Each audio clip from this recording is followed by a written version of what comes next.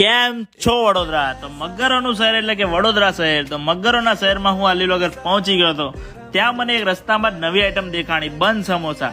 તો ચાલો મિત્રો, આપણે બન સમોસા આંટી પર ટ્રાય કરવા આવી ગયા છે. તો આંટીએ પહેલા આપણા માટે એક સમોસું લીધું અને એને ગરમ કરવા મૂકી દીધું.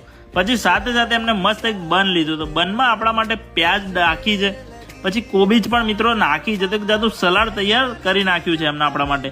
પછી 3 જાતના એમને સોસ નાખ્યા હતા. તો એક શીઝવાન હતો, તંદૂરી હતો ને ટોમેટો સોસ આપણી આંખની સામે નાખે છે.